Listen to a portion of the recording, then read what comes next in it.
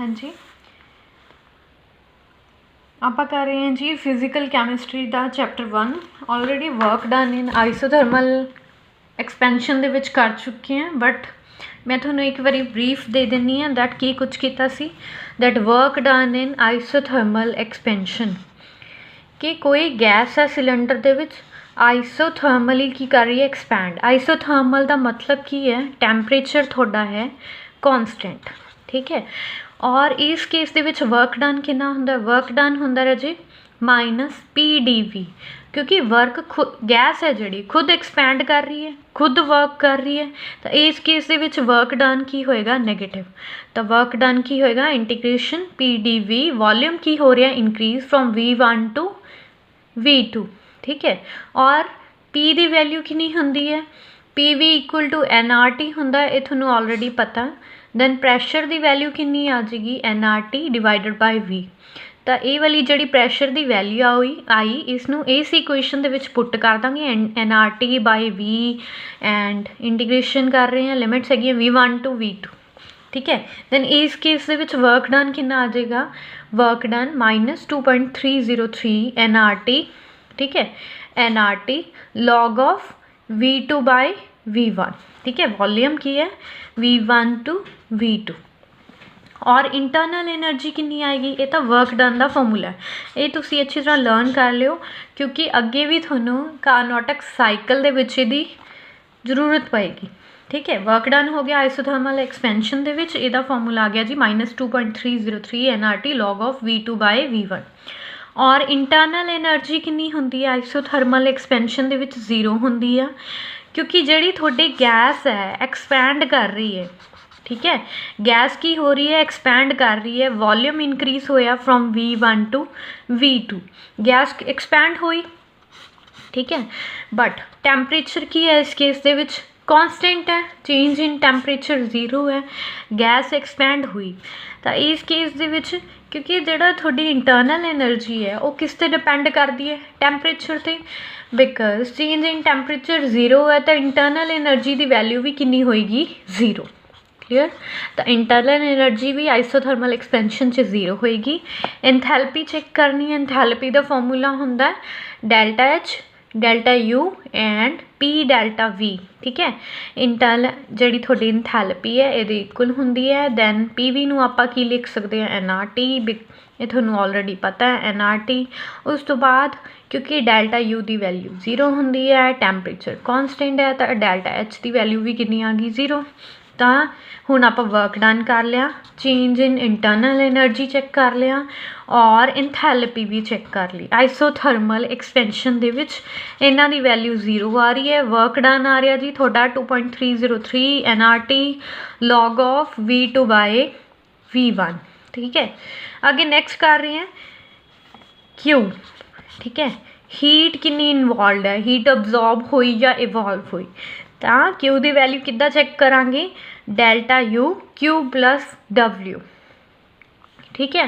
क्योंकि internal energy 0 आ रही है तो Q प्लस W आ गया। Q की वैल्यू चेक करनी है, Q कि इक्वल आ जाएगा माइनस W दे, ठीक है, माइनस W दे इक्वल आ गया। तो हीट है जी वो कि इक्वल है, माइनस W दे, ठीक है। टैंपरेचर कॉन्सटेंट है तो हीट तो आपां की करनी पऊगी, अब्जॉर्ब करनी पऊगी, ठीक है। तो ये वाला जी हैगी है हीट थोड़े को फर्दर किस आएगी, कार्नोट साइकिल दे विच वर्क भी यूज़ होएगा और हीट भी यूज़ होएगी। तो मेनली तुसीं की कीता, आइसोथर्मल एक्सपेंशन दे विच वर्क डन कैलकुलेट कर लिया, इंटरनल एनर्जी 0 होंदी है, एंथैल्पी भी 0 होंदी है और आपां हीट चेक कर ली, क्लीयर। उस तो बाद नेक्स्ट आ गया जी टॉपिक रिवर्सिबल एडियाबैटिक एक्सपेंशन। हुण रिवर्सिबल एडियाबैटिक एक्सपेंशन दे विच की हुंदा, क्योंकि एक्सपेंशन केड़ा है, एडियाबैटिक, गैस फिर तो की कर रही है, एक्सपैंड कर रही है, ठीक है। V1 टू वॉल्यूम की चला जाएगा, V2 से चला जाएगा, बट प्रोसेस केड़ी है, एडियाबैटिक, एडियाबैटिक है एंड गैस की है, एक्सपैंड हो रही है, एक्सपैंड खुद हो रही है। तो वर्क डन तो नेगेटिव ही आओ क्योंकि work done by the gas, क्योंकि गैस खुद एक्सपैंड हो रही है। अगर आप पिस्टन ते प्रैशर लाइए, कंप्रैस करिए तो गैस ते वर्क कर रही है, तो उस केस दे विच वर्क डन पॉजिटिव आओ क्योंकि work done by the system है। ਹੁਣ ਐਕਸਪੈਂਸ਼ਨ ਦੇ ਵਿੱਚ ਵਰਕ ਡਨ ਬਾय ਦਾ ਗੈਸ ਹੈ ਤਾਂ ਵਰਕ ਡਨ ਨੈਗੇਟਿਵ ਆਏਗਾ। ਐਂਡ ਐਡਾਬੈਟਿਕ ਦਾ ਮਤਲਬ ਕੀ ਹੁੰਦਾ ਹੈ, ਚੇਂਜ ਇਨ ਹੀਟ ਐਨਰਜੀ ਕਿੰਨਾ ਹੁੰਦਾ, 0। ਹੀਟ ਕੀ ਹੁੰਦੀ ਹੈ ਤੁਹਾਡੀ, ਕੌਨਸਟੈਂਟ ਹੁੰਦੀ ਹੈ। ਹੁਣ ਆਪਾਂ ਇਸ ਦੇ ਵਿੱਚ ਵਰਕ ਡਨ ਕੈਲਕੂਲੇਟ ਕਰਾਂਗੇ, ਡੈਲਟਾ ਯੂ ਡੈਲਟਾ ਐਚ ਦੀ ਵੈਲਿਊ ਕੈਲਕੂਲੇਟ ਕਰਾਂਗੇ। ਤਾਂ ਫਸਟ ਲਾਅ ਦੇ ਅਕੋਰਡਿੰਗ ਡੀ ਯੂ ਕਿਹਦੇ ਇਕੁਅਲ ਹੁੰਦਾ, ਇੰਟਰਨਲ ਐਨਰਜੀ ਹੈ ਜਿਹੜੀ ਕਿਹਦੇ ਇਕੁਅਲ ਹੁੰਦੀ ਹੈ, change in internal energy equal to first law ਹੁੰਦਾ del Q plus del W. Clear, ਕਿਉਂਕਿ ਇਸ ਦੇ ਵਿੱਚ ਹੀਟ ਦੀ ਵੈਲਿਊ ਤੁਹਾਡੀ ਕਿੰਨੀ ਹੈ, 0। ਤਾਂ ਇੰਟਰਨਲ ਐਨਰਜੀ ਕਿਸ ਦੇ ਇਕੁਅਲ ਆ ਗਈ, ਡੀ ਯੂ ਇਕੁਅਲ ਟੂ, ਠੀਕ ਹੈ, ਡੈਲ ਡਬਲਿਊ। ਤਾਂ ਤੁਹਾਡੇ ਕੋਲ ਕੀ ਆ ਗਿਆ, ਇੰਟਰਨਲ ਐਨਰਜੀ ਕਿਸ ਦੇ ਇਕੁਅਲ ਹੈ, ਵਰਕ ਡਨ ਦੇ। ਕਿਉਂਕਿ ਵਰਕ ਡਨ ਬਾय ਦਾ ਗੈਸ ਹੈ ਤਾਂ ਵਰਕ ਡਨ ਦੀ ਵੈਲਿਊ ਕਿੰਨੀ ਆਏਗੀ, ਪੀ ਡੀ ਵੀ ਨੈਗੇਟਿਵ ਦੇ ਵਿੱਚ। ਠੀਕ ਹੈ, ਤਾਂ ਇੰਟਰਨਲ ਐਨਰਜੀ ਆ ਗਈ ਜੀ। ਨੈਕਸਟ ਆ ਗਿਆ ਕਿਉਂਕਿ ਇਸ ਕੇਸ ਦੇ ਵਿੱਚ ਕੀ ਹੋ ਰਿਹਾ ਹੈ, ਇੰਟਰਨਲ ਐਨਰਜੀ ਕੀ ਤੁਹਾਡੀ ਹੋ ਰਹੀ ਹੈ, ਡਿਕਰੀਜ਼ ਕਿਉਂ ਹੋ ਰਹੀ ਹੈ, ਕਿਉਂਕਿ ਇੱਥੇ ਕੀ ਹੋ ਰਿਹਾ ਰਾਜੇ, ਕਿਉਂਕਿ ਗੈਸ ਖੁਦ ਵਰਕ ਕਰ ਰਹੀ ਹੈ, ਐਕਸਪੈਂਡ ਹੋ ਰਹੀ ਹੈ ਨਾ, ਤਾਂ ਉਹਨੂੰ ਆਪਣੀ ਅੰਦਰ ਵਾਲੀ ਐਨਰਜੀ ਯੂਜ਼ ਕਰਨੀ ਪੈ ਰਹੀ ਹੈ। ਬਾਹਰੋਂ ਹੀਟ ਕੋਈ ਸਪਲਾਈ ਨਹੀਂ ਹੋ ਰਹੀ, ठीक है, बाहरों कोई हीट सप्लाई नहीं हो रही। अब गैस अपनी एनर्जी यूज़ करके एक्सपैंड हो रही है, वर्क कर रही है, तो अपनी एनर्जी यूज़ हो रही है।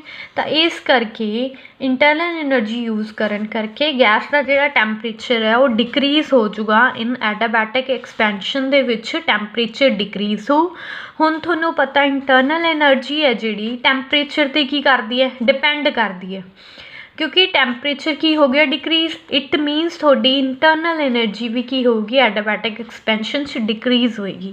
और आपां इहदी वैल्यू किद्दां कैलकुलेट कर सकते हैं, क्योंकि work done by the internal energy जिहड़ी उहदे कोल ऑलरेडी हीट स्टोर सीगी, गैस ने उहदे थ्रू वर्क किया। ठीक है, तो नैक्सट की आऊगा, इस केस दे विच हीट कैपेसिटी किहदे इक्वल आएगी, क्योंकि इंटरनल हीट यूज़ की उन्हें वर्क करने लई, तो हीट कैपेसिटी किहदे इक्वल आएगी, D U by D T. ठीक है, C V heat capacity at constant volume. हुण इत्थे सी वी है जिहड़ा C V D T equal to किस दे आ जाएगा, डी यू दे। दैन इसकी इंटीग्रेशन कर देंगे, D U C V D T, C V constant है बाहर आ जाएगा। टैंपरेचर दियां लिमिट्स लिख देंगे, क्योंकि टैंपरेचर इस केस दे विच की हो रहा है, थोड़ा टैंपरेचर दियां लिमिट्स की आ गई, T1 टू T2, और इंटरनल एनर्जी कितनी आ गई, U1 टू U2। क्लियर, और नैक्सट है थोड़ा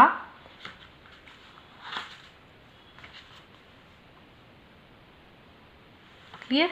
तो थोड़े कोल फाइनली एक्सप्रैशन की आ गया इंटरनल एनर्जी का, U change in internal energy equal to CV T2 minus T1 आ गया। क्लियर, तो रिपीट कर रही है, एडाबैटिक एक्सपेंशन के विच वर्क डन कितना आ रहा सी, internal energy minus delta U minus PDV दे इक्वल आ गई। उस तो बाद जी आप क्या वर्क डन खुद कर रही है गैस, और आप हीट कोई सप्लाई नहीं हो रही, तो अंदर वाली हीट यूज़ कर रही है। तो इस करके CV किस दे इक्वल है, DU by DT। Then integration करती, इस दे विचों आपां नूं की फाइंड आउट हो जाऊगा, इंटरनल एनर्जी की वैल्यू आ जाएगी delta U equal to CV T2 minus T1। ठीक है, ये वाला एक्सप्रैशन आ गया इंटरनल एनर्जी का।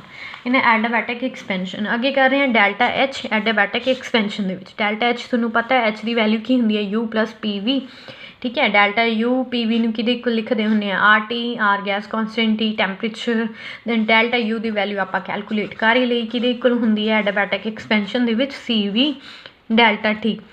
ठीक है, CV डेल्टा T होंगी है, दैन R डेल्टा T, क्योंकि R का गैस कॉन्सटेंट है, टैंपरेचर ही चेंज होगा। Then CV plus R। ठीक है, T जो टैंपरेचर है उन्होंने की कर लिया, कॉमन कर लिया, CV प्लस R आ गया जी। और ये किहदे इक्वल होंदा है, तुसीं पढ़िया होया है, CP minus CV equal to R होंदा है। ठीक है, आइडियल गैस लिए ये इक्वेशन है।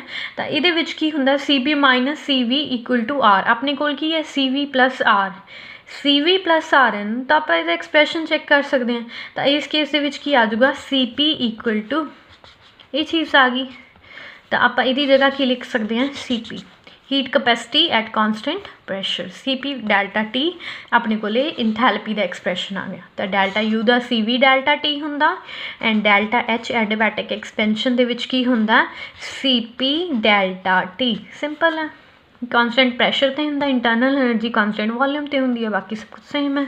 अगे आ गया work done in adiabatic expansion. Adiabatic expansion first law के अकॉर्डिंग पता ही है, internal energy equal to Q plus W, ठीक है। तो हुण क्योंकि हीट नहीं अब्जॉर्ब होंगी एडियाबैटिक है, तो क्यू की वैल्यू 0 आ गई, D U equal to D del W आ जाएगा, और work done by the gas है तो यदी वैल्यू की आ गई वर्क डन दी minus P D we.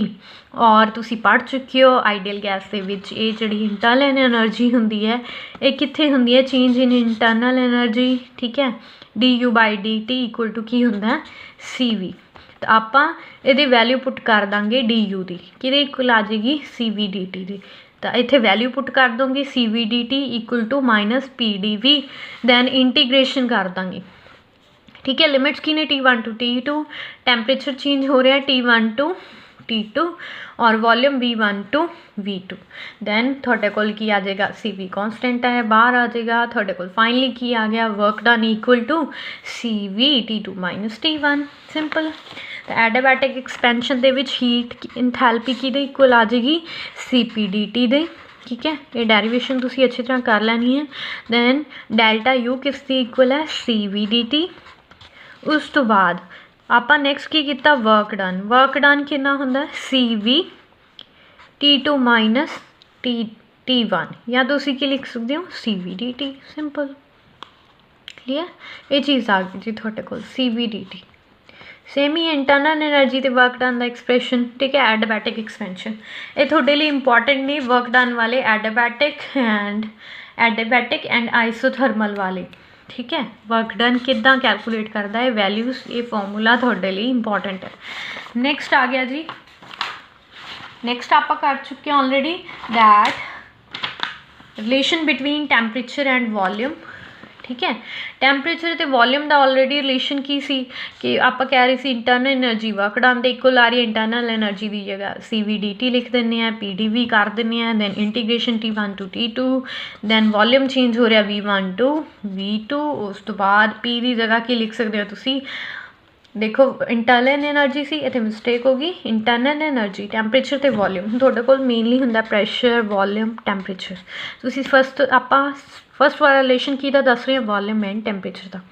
Volume तो टैंपरेचर का जो रिलेशन दसने हैं तो तुसी की कहना है कि जी इंटरनल एनर्जी है वो किस दे इक्वल है, internal energy equal to work done.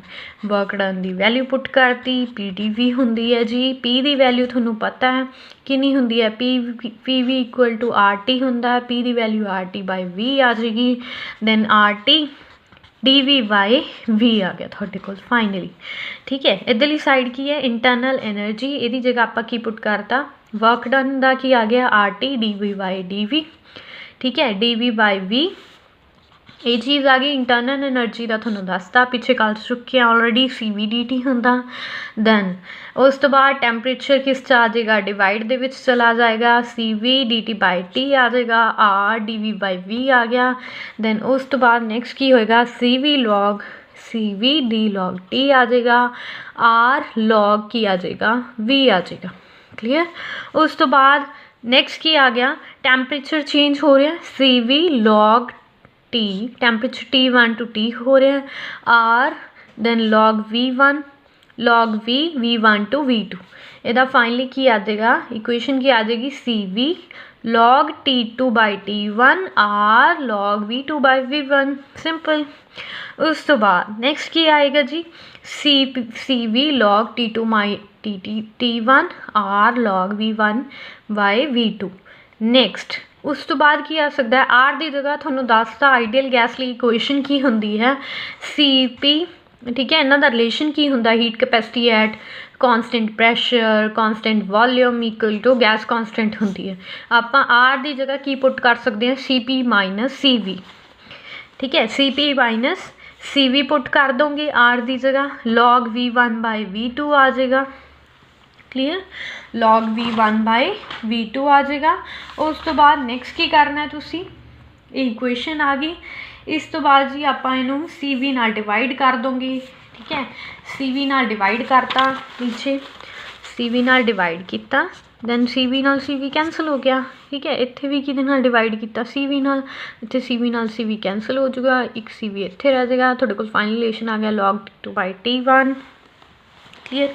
Final relation की आ जाएगा log, ठीक है, log of T2 by T1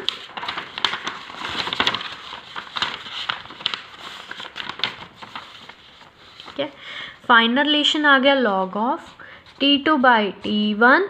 उस तो बाद नैक्सट आ गया अपना CP by CV, CP by CV, clear. Then next आ जाएगा log -1, ठीक है, क्योंकि CV ना CV कैंसिल हो गया तो -1 आया, log V1 by V2, clear.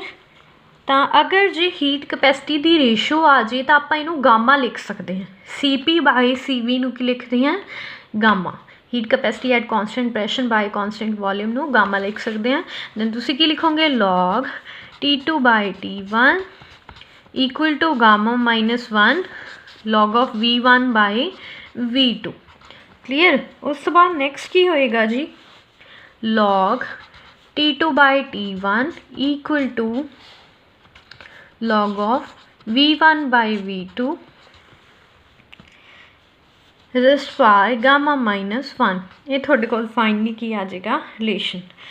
Then आप अगर यदा लॉगरिथम ले लीए दैन फाइनली अपने को वैल्यू की आएगी T2 by T1 then V1 by V2, ये वाली वैल्यूज़ आ जाएंगी लॉगरिथम लैन तो बाद। तो फाइनली थोड़े को वैल्यूज़ की आ गई T2 by T1 equal to V1 by V2, ठीक है, V1 by V2 गामा -1। थोड़े को ये रिलेशन आ गया टैंपरेचर एंड वॉल्यूम का। होर इनू किस तरीके नाल लिख सकते हैं आप T2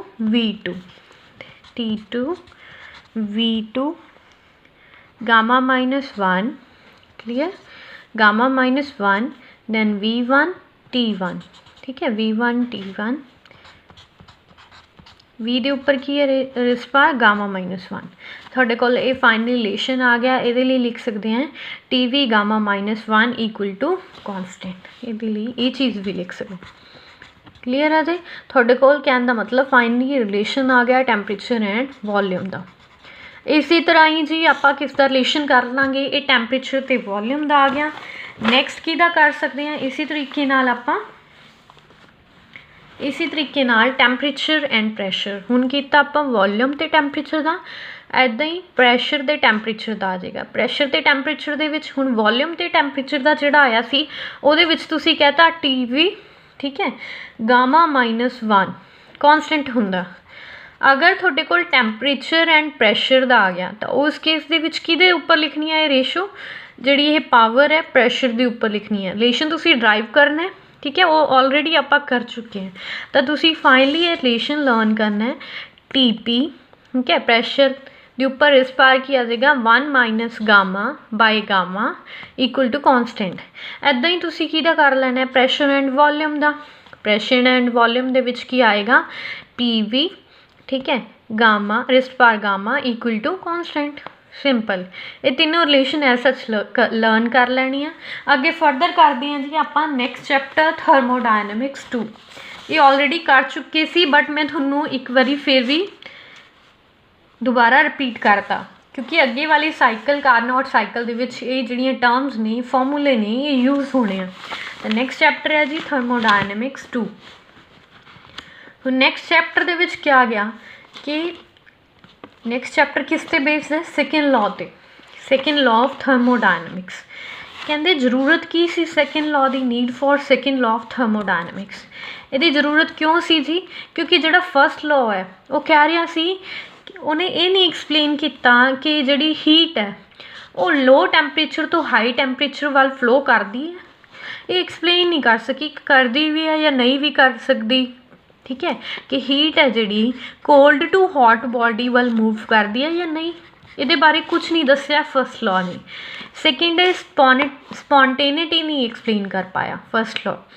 स्पॉन्टेनिटी किदा कि ये थोड़े जे मतलब ये चीज़ क्लीयर नहीं कर पाया दैट कोई रिएक्शन स्पॉन्टेनियस हुंदा क्यों है, रीज़न की है कि कुछ रिएक्शन की सी मतलब इदां दे रिएक्शन सीगे जिहदे विच की सी आ रहा कि इंटरनल एनर्जी की सी नेगेटिव।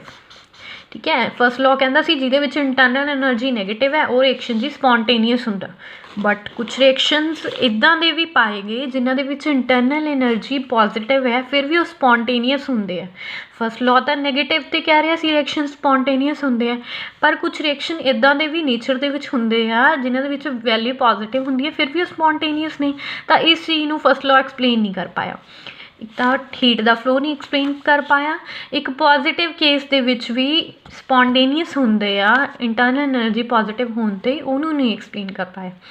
थर्ड पॉइंट है जी कि हीट है जी कन्वर्ट होंदी है work, heat is converted into work, कि ये नहीं एक्सप्लेन कर पाया कि हीट सारी की सारी कन्वर्ट होंदी है। तो अगे इस इन्हां रीजनस करके आपां नूं किहड़े लॉ की जरूरत पई, सैकेंड लॉ की, स्पॉन्टेनिटी नूं एक्सप्लेन करन लई, हीट दे फ्लो नूं एक्सप्लेन करन लई सैकेंड लॉ की जरूरत पई। तो सैकेंड लॉ की कहंदा है, सैकेंड लॉ ने एक प्रोसैस इमैजिन की बेस किस ते है, सैकेंड लॉ है जोड़ा एक इमैजिनरी प्रोसैस ते बेस्ड है। किहड़ी imaginary process, cyclic process. Second law assume करता है कि साइकलिक प्रोसैस दे विच, ठीक है, कि कोई रिएक्शन जिथों स्टार्ट होया, ठीक है, एंड दे विच उत्थे पहुँच जाएगा जिथों स्टार्ट होया। ठीक है, काफ़ी सारे स्टैप्स होंगे, देखो जिदा हुण ए टू बी चला जाएगा, बी टू वापस कित्थे हो गया, ए चला गया, साइकलिक प्रोसैस है। तो इस केस दे विच की इंटरनल एनर्जी कितनी आ रही है, 0 आ रही है। ठीक है, तो according to first law delta U Q plus W होंदा। फर्स्ट लॉ के according internal energy heat absorbed या एवॉर्ड प्लस डबल्यू के इक्वल होंदी है। ठीक है, तो इंटरनल एनर्जी क्योंकि साइकलिक प्रोसैस दे विच 0 है, then Q plus W, Q की वैल्यू की आ जाएगी, डबल्यू उधर जाके माइनस का हो गया। तो हीट जी है वो कि इक्वल आ रही है, वर्क डन नेगेटिव। ठीक है, अगर तो ये रिएक्शन है जोड़ा साइकलिक प्रोसैस कॉन्सटेंट टैंपरेचर पर होंगी है तो आइसोथर्मल प्रोसैस बोलते हैं। ठीक है, और ये जी साइकलिक प्रोसैस है इस केस के विच जिहड़ी हीट जिन्नी अब्जॉर्ब होंदी है वो किहदे विच कन्वर्ट हो जाती है, वर्क दे विच कन्वर्ट हो जाती है। जिन्नी हीट अब्जॉर्ब हुई उन्नी किस दे विच कन्वर्ट हो रही है, वर्क दे विच हो रही है। हुण देखो मेनली थोड़ा हुण इंपॉर्टेंट टॉपिक स्टार्ट हो रहे हैं, कार्नोट साइकिल। कार्नोट साइकिल के बेसिस पे ये जोड़ा साइकिल से ये किन्हां ने दिता, साडी कार्नोट ने। इन्हां ने क्या, इन्होंने एक्सप्लेन करने की कोशिश की एफिशिएंसी ऑफ हीट इंजन नूं। ठीक है, इन्होंने कहा दैट जिन्नी जिहड़ी हीट हुंदी है वर्क दे विच कन्वर्ट हो जाती है।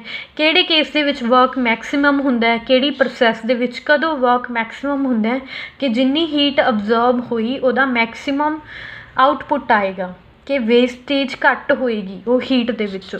ज़्यादा तो ज़्यादा हीट जिन्नी अब्जॉर्ब हुई वो वर्क विच कन्वर्ट हो जाएगी। ठीक है, इन्होंने मैक्सीमम वर्क कैलकुलेट करने की चैक कोशिश की इन साइकलिक प्रोसैस। तो जोड़े ये साड़ी कार्नोट सी, इन्होंने कार्नोट साइकिल दिता। ये 4 स्टैप्स ने, 4 स्टैप्स किहड़े ने जी, ये साइकिल है जोड़ा। ठीक है, प्रेशर एंड वॉल्यूम थोनों एक ग्राफ दिखा रही है। इस साइकिल दे विच एक ग्राफ भी प्लॉट किया हुआ है प्रेशर एंड वॉल्यूम का। ये जोड़ा साइकिल है ये 4 स्टैप्स ने। फर्स्ट स्टैप हैगा थोड़ा आइसोथर्मल एक्सपेंशन, कि कोई गैस है सिलेंडर दे विच। क्लीयर, ये 4 स्टैप्स ने। फर्स्ट स्टैप दे विच की हुंदा है, सिलेंडर है उहदे विच गैस प्रेजेंट है। ठीक है, इहदियां जिहड़ियां वॉल्स ने वो की ने, इंसुलेटेड ने। सिलेंडर दियां वॉल्स इंसुलेटेड ने, उपर की लग्या होया, पिस्टन नाल अटैच्ड है। ठीक है, तो हुण इहदा जिहड़ा बेस है ये इंसुलेटेड नहीं है। तो फर्स्ट स्टैप दे विच की हुंदा है, isothermal expansion. Isothermal expansion name तो ही अंडरस्टूड है दैट जी गैस है वो की हो रही है, एक्सपैंड हो रही है आइसोथर्मली। आइसो मतलब सेम, थर्मल मीनस टैंपरेचर। इस केस दे विच टैंपरेचर की है, कॉन्सटेंट, चेंज इन टैंपरेचर 0 है। क्लीयर, तो जोड़ा थोड़ा सिलेंडर है ये वॉल इंसुलेटर ने बेस इंसुलेटर नहीं है अंदर गैस प्रेजेंट है ठीक है। दैन ये जो सिलेंडर है स्टार्टिंग दे विच फर्स्ट स्टैप दे विच इनू किहदे उपर रखा गया सोर्स के उपर रखा गया। सोर्स सीगा जी कोई उहदा टैंपरेचर कितना है T2 क्लीयर। तो फर्स्ट स्टैप है आइसोथर्मल एक्सपेंशन और जो सिलेंडर है उन्होंने सोर्स के उपर रखा गया जिसका टैंपरेचर कितना है T2। हुण गैस है जी वो आइसोथर्मली की हो रही है एक्सपैंड हो रही है। शुरू दे विच गैस का टैंपरेचर कितना है T2 और वॉल्यूम कितनी है V1। जो एक्सपैंड होगी तो ऑब्वियस है वॉल्यूम की होगी इंक्रीज वॉल्यूम V1 तो कितने चला गया V2 क्योंकि जी प्रोसैस है आइसोथर्मल है टैंपरेचर की है सेम रहूगा T2 सेम रहू वॉल्यूम की हो रही है इंक्रीज हो रही है। हुण इस केस दे विच होर की कुछ हो रहा इस केस दे विच आपां वर्क डन कैलकुलेट करांगे ठीक है। तो थोड़ा सोर्स सीगा उहदा टैंपरेचर T2 आ दैन उपर सिलेंडर रखा होया ठीक है। दैन वॉल्यूम हैगी इनीशियल वॉल्यूम V2 सी दैन गैस एक्सपैंड हुई वॉल्यूम कित्थे चला गया V2 ते। तो इस केस दे विच वर्क डन कितना आएगा थोड़ा ये आप कर चुके हैं ऑलरेडी ये डेरीवेशन तुसी ऐसा तो इत्थे फॉर्मूला लिखना है कि आइसोथर्मल एक्सपेंशन ची वर्क डन होंदा है RT2 ठीक है। आर टैंपरेचर थोनों पता ही है कांस्टेंट है क्योंकि आइसोथर्मल एक्सपेंशन है टैंपरेचर थोनों दसता T2 है तो RT2 log of V1 to V2 final volume V2 है ना तो V2 लिखता। उस तो बाद होर की देख रहे हैं आप वर्क डन ये भी आप कर चुके आइसोथर्मल एक्सपेंशन जोड़ा वर्क डन होंदा इत्थे नैगेटिव आ रहा वर्क क्योंकि work done by the gas है तो नैगेटिव दे विच वैल्यू आ रही है और हीट है जी वो ऑब्जॉर्ब की गई ठीक है। हीट की हुई ऑब्जॉर्ब हुई क्यों जी आप कह रहे हैं टैंपरेचर तो कांस्टेंट है टैंपरेचर तो कांस्टेंट है बट जो गैस एक्सपैंड होगी ना एक्सपैंड होगी तो अंदर वाली एनर्जी यूज़ करूगी तो फिर तो वह टैंपरेचर डिक्रीज हो जाएगा बट आप टैंपरेचर नू कांस्टेंट रखना है तो गैस कम भी कर रही है तो उन्हें एनर्जी की भी जरूरत होएगी तो वो जी एनर्जी है हीट है वो आप बाहरों सप्लाई करते हैं सोर्स की है सप्लाई करता है हीट Q2 ठीक है। बाहरों एनर्जी सप्लाई करते हैं ताकि अंदर वाला टैंपरेचर डिक्रीज ना हो जो गैस खुद एक्सपैंड होंदी है तो जो गैस एक्सपैंड होंदी है उन्होंने एनर्जी रिक्वायर्ड है वो बाहरों सप्लाई की जाती है Q2 की फॉर्म च क्योंकि एनर्जी सप्लाई कर रहे हैं तो Q की वैल्यू पॉजिटिव आएगी ठीक है। और Q पॉजिटिव है इक्वल टू कि होंदा वर्क डन नेगेटिव दे ठीक है। यदा एक्सप्रैशन आप ऑलरेडी कर चुके हैं -W1 ठीक है इक्वल टू Q2 होंदा और W1 थोनों पता ही है वैल्यू पुट कर देंगे equal to R2 T2 log of V1 to V2 तो एक ही हो गया आइसोथर्मल एक्सपेंशन। सेकेंड प्रोसैस है थोड़ा सेकेंड स्टैप की है कार्नोट साइकिल का एडियाबैटिक एक्सपेंशन। पहले आप आइसोथर्मली एक्सपैंड कर लिया हुण आप गैस नूं किद्दां एक्सपैंड करांगे एडियाबैटिकली एक्सपेंशन हुण भी हो रहा है बट एडियाबैटिकली एडियाबैटिक के केस दे विच हीट कितनी होंदी है हब सप्लाई मतलब ना हीट इस केस दे विच हीट है जी उहदी वैल्यू चेंज इन हीट कितनी होंदी है 0 होंदी है। हुण आपां गैस नूं की करांगे जो आइसोथर्मली एक्सपैंड होगी उस तो बाद सिलेंडर चुकांगे उस तो बाद रजे किसी इंसुलेटेड बेस के उपर रख देंगे ये जोड़ा थोड़ा सिलेंडर है।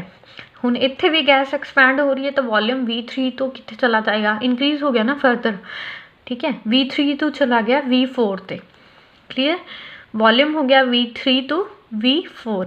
थोनों पता है एडियाबैटिक एक्सपेंशन दे विच वर्क डन कितना होंदा है आप ऑलरेडी कर चुके हैं। इस केस दे विच भी वर्क डन नेगेटिव आऊगा क्योंकि गैस खुद एक्सपैंड हो रही है खुद वर्क कर रही है तो work done by the gas always negative होंदा है तो -W2 एडियाबैटिक दे विच रिलेशन की आऊगा वर्क डन का CV T1 टू T2 ठीक है।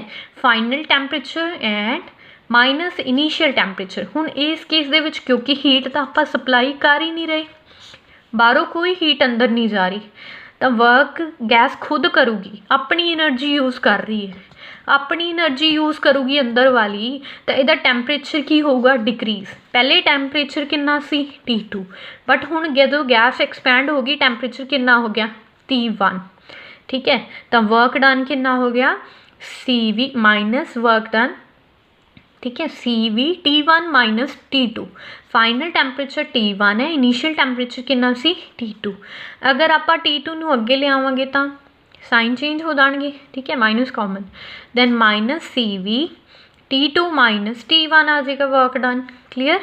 तो आप किया आइसोथर्मल एक्सपेंशन, उस टैंपरेचर कॉन्सटेंट रखना सी, वर्क गैस खुद कर रही है तो उन्होंने एनर्जी की रिक्वायरमेंट सी, उन्हें अपनी एनर्जी तो नहीं यूज़ की क्योंकि टैंपरेचर डिक्रीज़ हो जाता, बट इत्थे आप कॉन्सटेंट रखना तो हीट बाहरों सप्लाई की, ठीक है। Q2 ऑब्जॉर्ब हुई तो Q2 की वैल्यू की इक्वल है W1 दे, वर्क डन कितना है RT2, टैंपरेचर कॉन्सटेंट है log V2 बाय V1।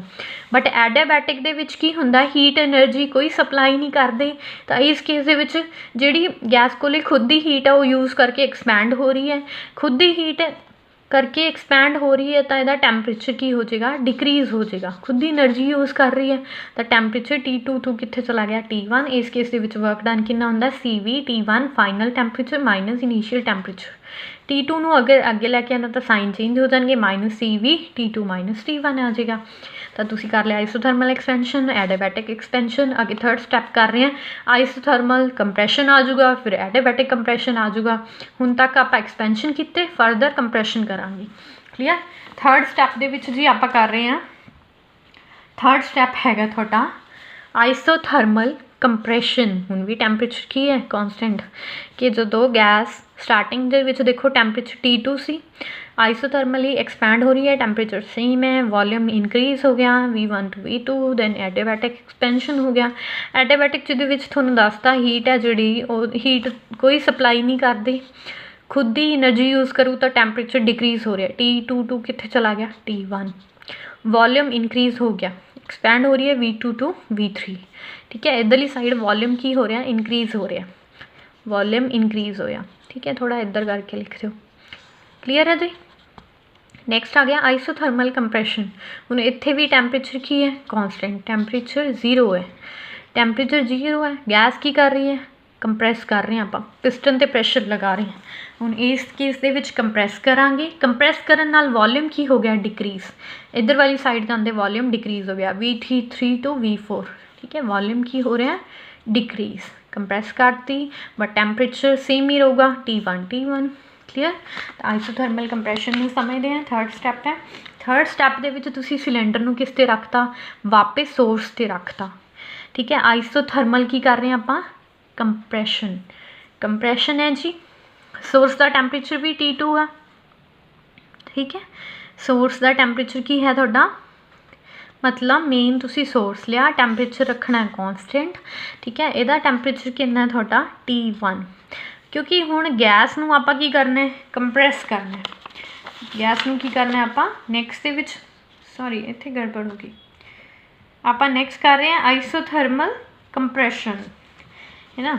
कंप्रैशन दे विच की कर रही सी, सही चल रहे हैं बच्चे, आपां इहदे विच की करता, कंप्रैशन दे विच जिहड़ा सिलेंडर सी ना, इहनूं किहदे उपर रखता, सिंक ते रखता।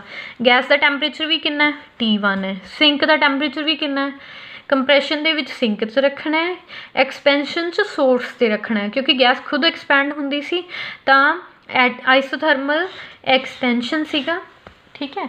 आइसोथर्मल एक्सपेंशन दे विच आपां कित्थे रखदे सी, मेनली सोर्स ते रखते सी।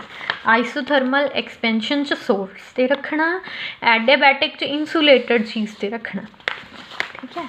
तो आपां इत्थे सिंक ते रखता, क्योंकि कंप्रैशन है आइसोथर्मल, सिंक का टैंपरेचर भी T1 है, तो गैस जिहड़ी अंदर प्रेजेंट है उसका टैंपरेचर भी T1 है। कंप्रैस कर रहे हैं, इत्थे सी पहले, ठीक है, गैस की पोजीशन ए वाली सी, बट तुसी पिस्टन ते प्रैशर अप्लाई किया, गैस कंप्रैस हुई और वॉल्यूम V4 टू कित्थे चला गया, V3 ते चला गया।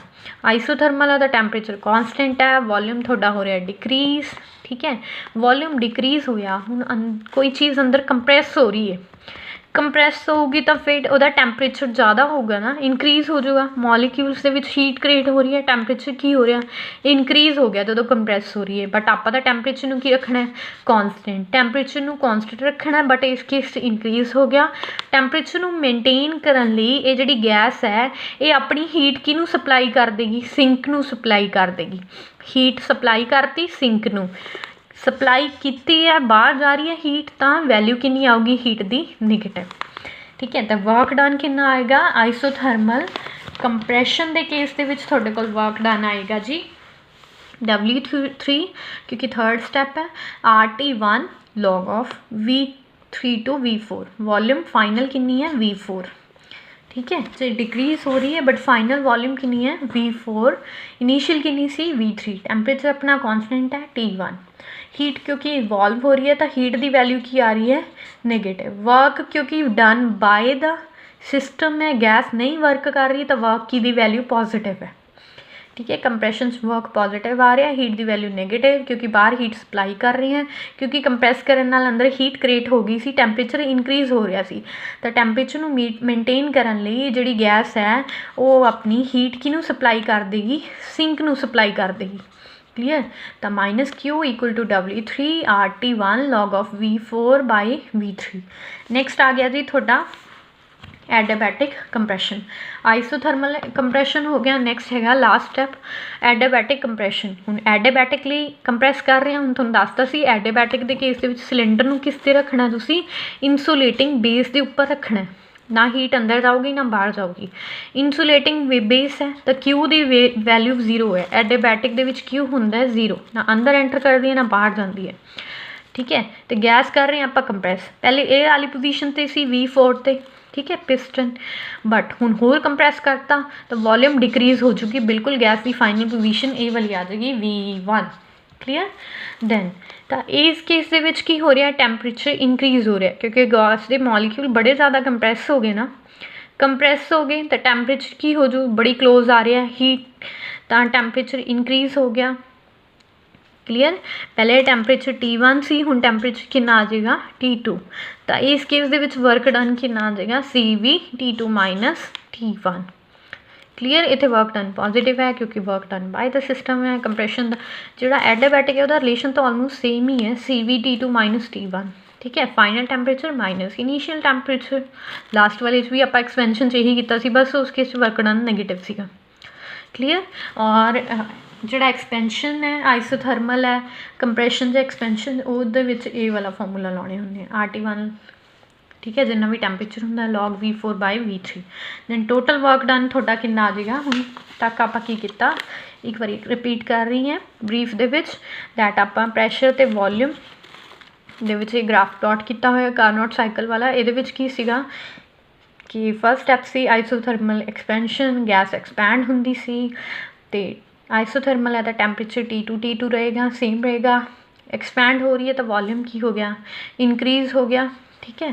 तो इस केस दे विच आपां इहनूं सोर्स से रखा सी क्योंकि गैस खुद एक्सपैंड हो रही है तो अपनी एनर्जी यूज़ करोगे तो टैंपरेचर डिक्रीज़ होगा बट आप टैंपरेचर नूं मेनटेन रखना है इस करके हीट सप्लाई करते हैं।